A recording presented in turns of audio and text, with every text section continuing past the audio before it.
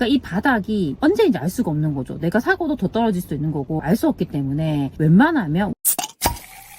안녕하세요, 제비티입니다. 오늘 밖에 비가 많이 오네요. 아이 데리러 왔다가 시간이 남아서 이렇게 영상을 좀 찍게 됐습니다. 오늘 잠깐 드리고 싶은 이야기는 부동산의 기본적인 부분에 대한 이야기인데요. 최근에 제가 새벽기상 하시는 멤버분들하고 이런 부동산에 대한 소통하는 시간을 가졌거든요. 근데 정말 집을 한 번도 안 사본 분께서 저한테 질문을 하셨는데, 제가 그 질문을 들으면서 부동산 초보인 분들은 이런 것도 너무 궁금하겠다라는 생각이 들어서 하나씩 좀 말씀드리도록 하겠습니다. 부동산에 대해서 조금이라도 아는 분들은 이런 걸 얘기하느냐라고 할 수 있지만, 제 채널을 보시는 분들 중에는 정말 부동산에 대해서 하나도 모르는 분도 분명히 있기 때문에 말씀을 드려보도록 하겠습니다. 우선 첫 번째는 미분양에 대한 부분인데요. 우리가 미분양이 많은 곳들, 예를 들면 대구나 경기도에서도 일부 지역들은 미분양이 많잖아요. 그런 곳에 집을 왜 사면 안 되냐에 대한 질문이었거든요. 왜냐하면 우리가 이제 단순하게 생각했을 때는 미분양이 났으니까 가격이 많이 빠져있을 거잖아요. 다른 곳들도. 그러면 좀 싸게 우리가 집을 살 수 있는데, 그럴 때 그냥 집을 사주면 안 되냐라고 이제 충분히 생각할 수 있는 부분이죠.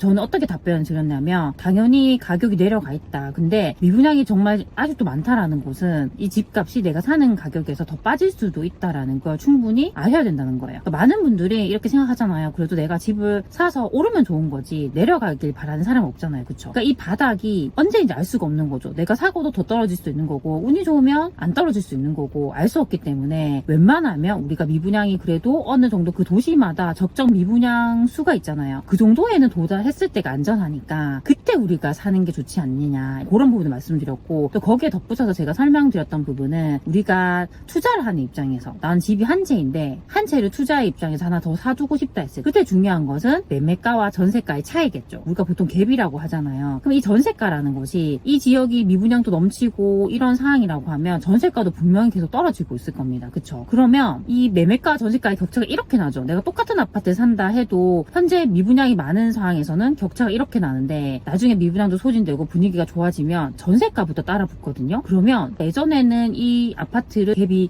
3억이었는데 지금은 2억 정도로 살 수 있다, 아니면 1억 정도로 살 수 있다라고 하면 나중에 우리가 흐름이 조금 더 좋아져서 하는 게 훨씬 유리하잖아요. 그렇죠? 그렇기 때문에 우리가 특히 미분양이라는 것은 이곳이 수요가 있느냐 없느냐를 제가 말해준 지표이기 때문에 기본적으로 이렇게 우리가 계속적으로 살펴보는 게 좋습니다. 이런 지표들은 제가 영상에서 계속 알려드리지만, 부동산 지인이나 아시 같은 사이트 가시면 무료로 보실 수 있죠. 그렇게 매달 잘 체크를 하셨으면 좋겠습니다. 두 번째는 무조건 오르막이 있다고 해서 이 아파트가 안 좋다 라는 부분에 대한 이야기인데요. 특히나 이제 오르막이라 했을 때 서울 같은 곳들도 보면 오르막이 많잖아요. 그쵸? 저도 최근에 동작구 임장도 갔었고 은평구도 갔었고, 이렇게 걸어 다니다 보면 정말 오르막이 많더라고요. 그쵸? 그래서 특히나 이제 서울은 오르막이 많기 때문에 평지인 곳을 좋아하겠죠. 최근에 보면 서울에서 강동구의 고덕동 쪽이 좀 많이 올랐죠. 거기가 완전 평지잖아요. 그쵸? 그만큼 평지를 좋아한다는 거죠. 근데 마포에 가면 마포 프레스티자 이런 아파트가 있잖아요. 저도 거기를 몇 번이나 가봤는데 오르막이죠. 좀 이제 직접 임장 갔을 때는 오르막이고 별로 안 좋은 것 같은데 왜 거기가 그 정도 가격인지 모르겠다라는 얘기를 하시더라고요. 여기가 이제 30평대 기준으로 20억이 넘잖아요. 저는 어떤 말씀 드렸냐면, 그게 불편할 수는 있지만 다른 요인들이 다 좋다는 거죠. 거기는 2호선도 가깝고 5호선도 가깝고 거의 노선이 3개를 끼고 있거든요. 거기가 정말 대단지잖아요. 이 대단지 신축의 프리미엄이 뭐냐면 커뮤니티잖아요. 커뮤니티가 너무 잘 돼 있기 때문에 그런 곳들 더 선호하고, 주변에 학교들도 많고, 그리고 2호선이 바로 인접하기 때문에 강남으로 접근성도 너무 좋잖아요. 강남에 좋은 일자리가 많겠죠. 그러니까 그런 요인들을 봤을 때도 여기가 너무 좋다라는 거죠. 사람들이 이제 그 가격을 받아준다는 거죠. 그래서 우리가 어떤 곳을 본다 했을 때 내 주관적인 감정으로는 여기 너무 별로인 것 같다라고 생각했을 때는 최대한 객관적으로 봐야 되고, 우리가 객관적으로 볼 수 있는 가장 좋은 방법은 그 가격을 이해하는 거겠죠. 그래서 우리가 현장에 가서 왜 이 아파트가 왜 비싸지? 동서남북을 보면서 여기가 지하철도 이런 노선이 지나가고 상권도 괜찮고 하권도 괜찮고 새 아파트에다가 대단지구나, 그런 요인들을 우리가 생각하면서 가격을 이해하셨으면 좋겠습니다. 그리고 세 번째는 우리가 구축 아파트를 했을 때 무조건 구축이 안 좋다라는 편견을 벗어나야 된다는 거죠. 우리가 새 아파트, 새 거면 무조건 좋다라고 생각하는 분들이 많잖아요. 아니라는 거죠. 우리가 현장에 가보면 특히 이제 재건축되는 단지들이나 그런 곳들을 보면 가격은 상당히 비싸죠. 근데 아파트는 저기 사람이 살 수 있을까라는 생각이 들 정도로 많이 낡아 있잖아요. 이해가 안 가는 거죠. 아파트가 저렇게 낡았는데 왜 저게 저 가격을 하는 거지? 결국에 결국에는 땅의 가치를 봐야 된다는 거죠. 그게 입지라는 부분이죠. 특히 이제 새 아파트 같은 경우는 처음에는 가격이 좀 비쌀 수 있습니다. 근데 우리가 신축발이라고 하잖아요. 그게 점점